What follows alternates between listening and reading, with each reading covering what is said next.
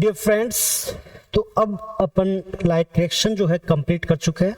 अब अपन एंटर कर रहे हैं डार्क रिएक्शन में। डार्क रिएक्शन में अपन को पढ़ना था C3 साइकिल, C4 साइकिल और केम पाथवे।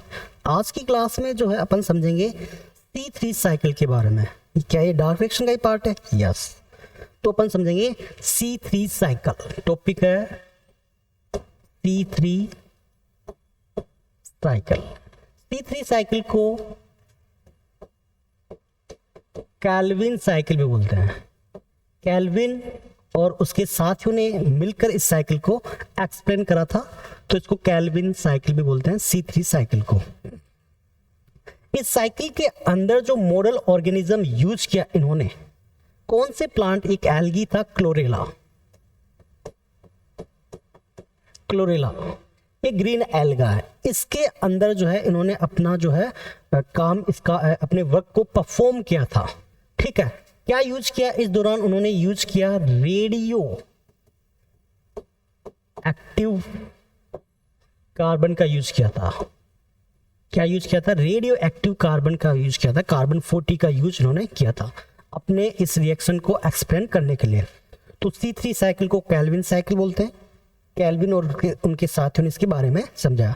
ये जो रिएक्शन समझाया उन्होंने, ग्रीन एल्गा क्लोरेला एक मॉडल ऑर्गेनिज्म है, इसको यूज करके उन्होंने बताया। साथ में उन्होंने इसको समझने के लिए किसका यूज किया? कार्बन 40 का यूज किया, जो एक रेडियो एक्टिव एलिमेंट है। कैल्विन साइकिल जो है एक सिंगल स्टेप रिएक्शन नहीं है, ये मल्टी स्टेप रिएक्शन होती है, लेकिन एनसीईआरटी ने इसको 3 स्टेप में समझा रखा है। वो 3 स्टेप कौन कौन से हैं? सबसे पहला जो इस जो रिएक्शन है वो है कार्बोक्सिलेशन, उसके बाद में होता है रिडक्शन, उसके बाद में होता है रीजनरेशन। तो पहला रिएक्शन क्या है? कार्बोक्सिलेशन।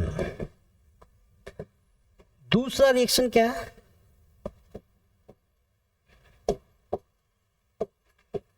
रिडक्शन। और तीसरा जो रिएक्शन है वो है रीजनरेशन। तो कैल्विन साइकिल जो है एक मल्टी स्टेप रिएक्शन है, बट एनसीईआरटी ने 3 स्टेप में समझा रखा है। सबसे पहले क्या होता है? कार्बोक्सिलेशन होता है, फिर रिडक्शन होता है, फिर रीजनरेशन होता है। कार्बोक्सिलेशन में क्या होगा? कार्बोक्सिलेशन के अंदर होगा सबसे पहले, जैसे मैं एक नाम लिख रहा हूं, इस रिएक्शन में क्या होता है?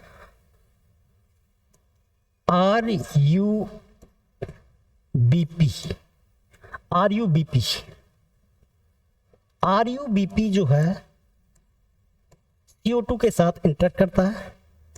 यहां पे एक एंजाइम यूटिलाइज होता है जिसका नाम है रूबिस्को। एंजाइम का नाम क्या है? रूबिस्को। RUBP किसके साथ इंटरेक्ट करा? CO2। इसी को बोलते हैं कार्बोक्सिलेशन। CO2 का ऐड होना ही क्या है? कार्बोक्सिलेशन। तो RUBP ऐड हुआ और यहाँ पे जो पहला मॉलिक्यूल बना वो बना PGA। क्या बना? PGA।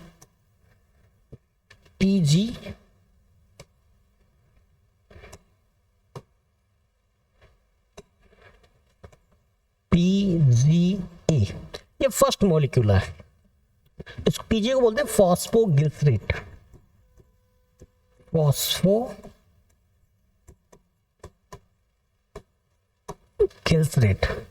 ये पहला मॉलिक्यूल बन गया।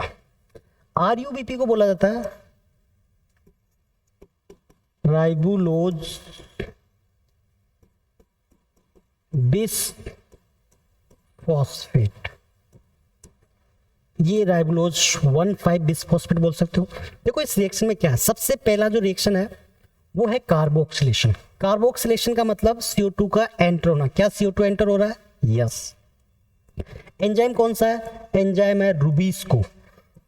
रूबिस्को क्या करता है? इस RUBP के साथ किसको जोड़ देता है? CO2 को जोड़ देता है। तो कैल्विन और उनके साथियों को सबसे पहला जो स्टेबल प्रोडक्ट मिला, स्टेबल प्रोडक्ट मिला, वो कितने कार्बन का था? वो था 3 कार्बन का। कितने कार्बन का था? 3 कार्बन का। तो इस साइकिल का नाम क्या दिया गया? C3 cycle. और ये साइकिल जिन प्लांट के अंदर चलती है उन प्लांट को बोला जाता है C3 प्लांट। ओके, अब देखो साइंटिस्ट को सबसे पहला जो स्टेबल प्रोडक्ट मिला वो मिला पीजीए फॉस्फोगिल्सेट, और इसके अंदर कितने कार्बन थे? 3 कार्बन थे। अब देखो एक कार्बन किधर है? इधर है, ठीक है। तो उनको क्या लगा कि ये RuBP जो है वो कितने कार्बन का रहा होगा?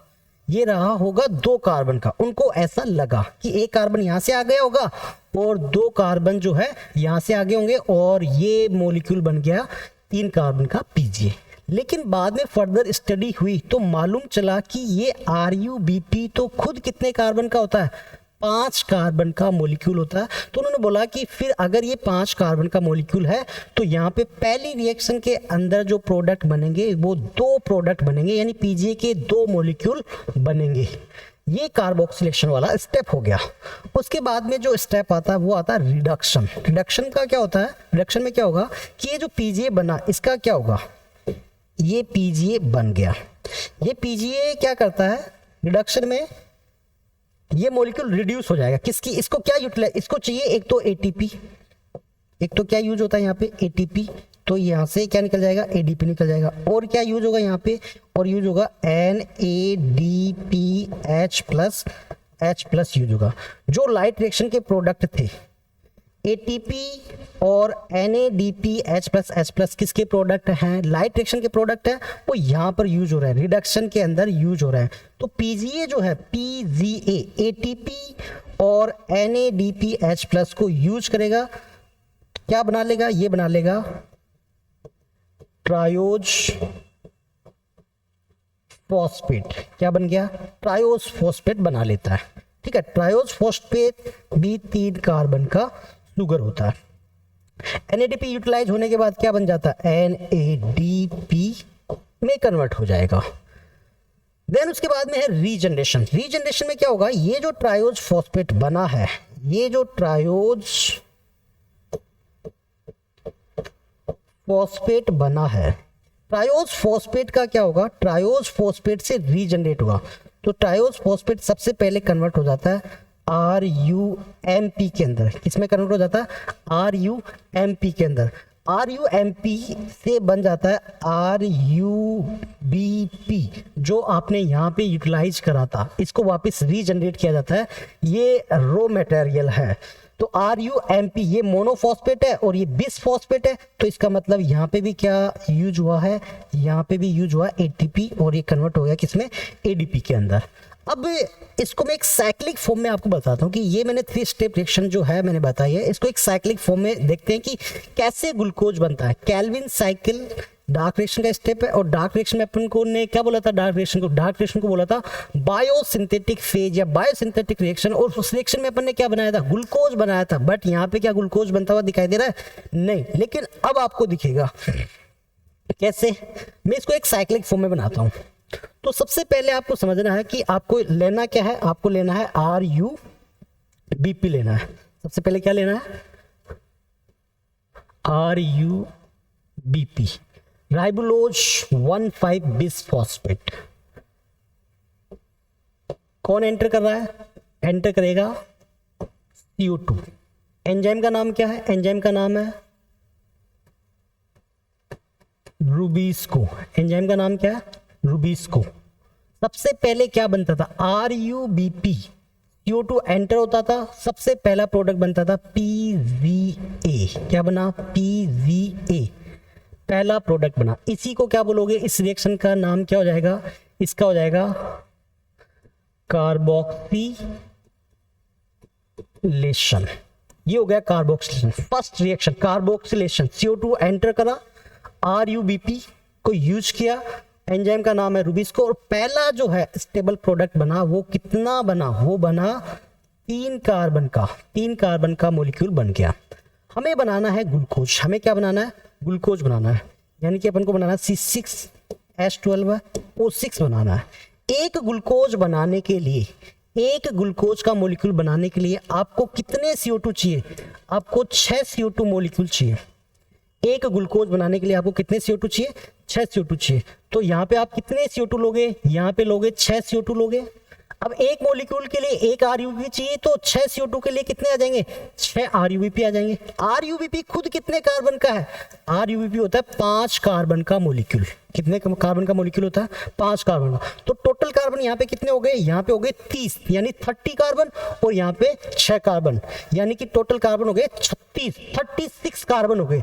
यानी 36 कार्बन को कौन यूज कर रहा है, रूबीस को। और क्या बना रहा है, 3 कार्बन का पीजीए बना रहा है। इसका मतलब कितने प्रोडक्ट बनेंगे, 36 में 3 का भाग दे दो, यानी कि यहाँ पे बनेंगे 12 पीजीए बनेंगे। कितने पीजीए बनेंगे, 12 पीजीए। मैं एक ग्लूकोज के मॉलिक्यूल को लेकर बात कर रहा हूँ कि एक ग्लूकोज का मॉलिक्यूल बनाने के लिए आपको कितने CO2 चाहिए, 6 CO2 चाहिए, और 6 क्या चाहिए, आरयूपी। तो टोटल कार्बन कितने हो गए, 36। टोटल कार्बन कितने हो गए, 36।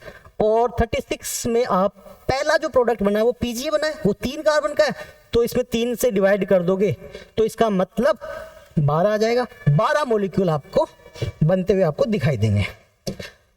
नेक्स्ट ये तो हो गया कार्बोक्सिलेशन। ये तो क्या हो गया, कार्बोक्सिलेशन। अब अपन समझते हैं कार्बोक्सिलेशन से रिडक्शन। ये 3 कार्बन का हो गया कार्बोक्सिल। पीजीए से क्या बनता है, पीजीए से बनता है ट्रायोज फॉस्फेट। क्या बनता है, ट्रायोज फॉस्फेट बनेगा। क्या बनेगा, ट्रायोज फॉस्फेट। रिडक्शन बोलते हैं। तो यहां पे क्या यूटिलाइज होता था, यहां पे यूटिलाइज होता था एक तो एटीपी, एक यूटिलाइज होता है NADPH+H+।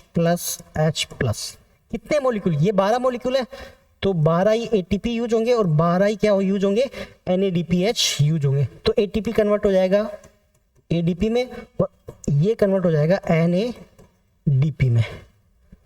ओके, तो ये 12 पीजिए, ये भी कितने कार्बन का होता है, 3 कार्बन का। इसका मतलब ये वाले मॉलिक्यूल भी कितने बनेंगे, ये भी बनेंगे 12 ही बनेंगे। ट्रायोज फॉस्फेट, इसको बोलते हैं रिडक्शन। क्या बोलेंगे, ये जो रिएक्शन है इसका नाम है रिडक्शन। ये 2 नंबर का रिएक्शन हुआ है, ये कार्बोक्सिलेशन और ये क्या हो गया, रिडक्शन। अब आपको ये वाला मॉलिक्यूल वापस से रीजनरेट करना है तो वो रीजनरेशन होगा। लेकिन यहाँ पे आपको समझना है अपन को ग्लूकोज भी तो बनाना है भाई। ग्लूकोज कितने कार्बन का होता है, ग्लूकोज होता है 6 कार्बन का। ठीक है, ये 3 कार्बन का मॉलिक्यूल है, 3 कार्बन। अगर एक ग्लूकोज बनाना है तो अपन को कितने ट्रायोज फॉस्फेट की जरूरत पड़ेगी, अपन को 2 ट्रायोज फॉस्फेट की जरूरत पड़ेगी। तो आप इसको इस प्रकार से स्प्लिट कर लो, एक बॉक्स में डाल दो 10 मॉलिक्यूल, दूसरे बॉक्स में डाल दो 2 मॉलिक्यूल। कितने मॉलिक्यूल डाल दिए, ये 12 मॉलिक्यूल है, एक बॉक्स में 10 मॉलिक्यूल, दूसरे बॉक्स में 2 मॉलिक्यूल। इस 2 मॉलिक्यूल के अंदर कितने कार्बन, एक में 3 तो 2 में कितने हो गए, 6 कार्बन। तो ये 2 मॉलिक्यूल तो काम आ जाते हैं ग्लूकोज बनाने में, यानी कि C6H12O6। ये बन गया भाई साहब आपका ग्लूकोज। अब इस ग्लूकोज का क्या होगा, ये ग्लूकोज से प्लांट क्या लेगा, एनर्जी। ग्लूकोज बनाई क्यों रहे हैं, एनर्जी चाहिए प्लांट को, ये ग्लूकोज से बनाएंगे एनर्जी। अब जितना ग्लूकोज एनर्जी बनाने में काम आ रहा है वो तो आ ही रहा है। अब रिमेनिंग ग्लूकोज का क्या करें, रिमेनिंग ग्लूकोज को अपन ट्रांसपोर्ट कर देंगे, किस फॉर्म में, सुक्रोज के फॉर्म में। सुक्रोज के फॉर्म में क्या कर देंगे, इसको ट्रांसपोर्ट कर देंगे और फाइनली इसे स्टोरेज कर लिया जाएगा स्टार्च के फॉर्म के अंदर। अगर आपसे पूछा जाए कि प्लांट के अंदर फॉर्मिंग शुगर कौन सी है तो बताना है ग्लूकोज, ट्रांसपोर्टिंग शुगर कौन सी है तो सुक्रोज, स्टोरेज शुगर कौन सी है तो बताना स्टार्च। तो बनने वाली शुगर तो कौन सी है, ग्लूकोज, ट्रांसपोर्ट होने वाली शुगर कौन सी है, सुक्रोज, और स्टोरेज होने वाली शुगर कौन सी है, स्टार्च। तो ये 2 मॉलिक्यूल तो हो गए यूटिलाइज। अब इन 10 मॉलिक्यूल का क्या होता है, इस 10 मॉलिक्यूल, ये 10 मॉलिक्यूल किसके हैं, ये ट्रायोज फॉस्फेट ही हैं। इस ट्रायोज फॉस्फेट के 10 मॉलिक्यूल से बनाया जाता है RUMP। क्या बन गया, RUMP। RUMP बोले तो राइबुलोज मोनोफॉस्फेट। राइबुलोज मोनोफॉस्फेट से आपको बनाना है राइबुलोज बिसफॉस्फेट बनाना पड़ेगा। क्या बनाना पड़ेगा, मोनोफॉस्फेट से क्या बनाना पड़ेगा, बिसफॉस्फेट, यानी इसको एक फॉस्फेट देना पड़ेगा। एक फॉस्फेट आप कहां से लाओगे, यहां से लाएंगे, ATP। किससे लाएंगे, एटीपी से लाएंगे। अब आप सोचो RUMP के कितने मॉलिक्यूल बनेंगे भाई, ये 10 मॉलिक्यूल हैं। 10 यानी कितने कार्बन इस बॉक्स में, टोटल 30 मॉलिक्यूल हैं, सॉरी 10 मॉलिक्यूल में कार्बन कितने हो गए, 30। RUBP कितना है, 5 कार्बन का एक है, तो यहाँ पे ये कितने मॉलिक्यूल बन जाएंगे, 5 का भाग दे दो 30 में, 6 मॉलिक्यूल बन जाएंगे। तो एक के लिए 1 ATP चाहिए, 6 के लिए कितने आ जाएंगे, 6 ATP, तो यहाँ पे बन जाएंगे 6 ADP। ठीक है, 6 ADP बन जाएंगे। तो ये इस प्रकार से रिएक्शन चलेगा, और इस रिएक्शन का नाम क्या है, ये वाला वो यहां से यहां तक, ये क्या है, ये है रीजनरेशन, ये है रीजनरेशन।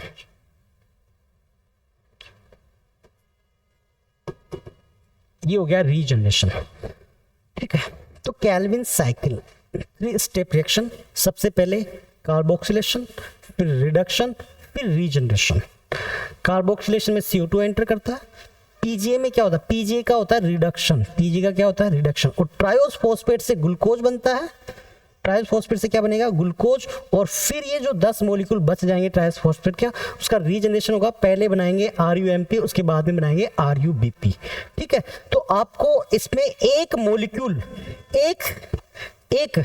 बनाने, ग्लूकोज का एक मॉलिक्यूल बनाने के लिए आपको क्या चाहिए, आपको ग्लूकोज का एक मॉलिक्यूल बनाने के लिए आपको चाहिए 6 CO2। क्या चाहिए, एक ग्लूकोज का मॉलिक्यूल बनाने के लिए चाहिए आपको 6 तो CO2 चाहिए। ATP कितना चाहिए, देखो 12 तो यहाँ पे यूटिलाइज हो गए और 6 यहाँ पे यूटिलाइज हो गए, यानी कि आपको चाहिए 18 ATP। NADPH कितने चाहिए, NADPH यहाँ पे देखो 12 क्या चाहिए, NADPH+H+। तो ये रॉ मटेरियल है। एक ग्लूकोज का मॉलिक्यूल बनाने के लिए अपन को चाहिए 6 CO2, 18 ATP और 12 NADPH+H+। ठीक है, ओके। अगर क्वेश्चन ऐसे आ जाए कि आपको ऐसे समझो कि एक CO2 जब यूटिलाइज होता है, एक CO2 यूटिलाइज होता है तो कितना ATP चाहिए और कितना NADPH चाहिए, तो आपको क्या करना है, इसमें सीधा सीधा आप भाग दे दो 6 का। एक CO2 के लिए पूछ रहा है तो ये तो कितना आ जाएगा, 3 ATP चाहिए। ठीक है, और ये आ जाएगा 2 NADPH। तो एक CO2 के लिए पूछे तो 3 ATP और 2 NADPH, यानी कि एक ग्लूकोज बनाने के लिए ये जो रिएक्शन है वो कितनी बार चलता है, ये जो रिएक्शन है वो चलता है 6 बार। कितनी बार चलता है, एक साइकिल में एक CO2 एंटर करता है, एक साइकिल में क्या करेगा, एक CO2 एंटर करेगा। तो एक साइकिल के लिए आपको पूछता है, अगर एक साइकिल के लिए पूछता है तो आपको बताना एक CO2, 3 ATP और 2 NADPH पूछना है। अगर ग्लूकोज के लिए पूछता है, एक ग्लूकोज के लिए पूछता है तो 6 CO2, 18 ATP और 12 NADPH+H+। अगर वो बोल दे 10 ग्लूकोज बनाना है, हमें 10 ग्लूकोज बनाना है, तो एक ग्लूकोज का डेटा ये है, 10 ग्लूकोज की बात करें तो 10 से इसको क्या कर देंगे, मल्टीप्लाई कर देंगे।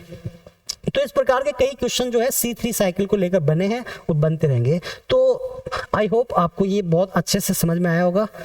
Thank you.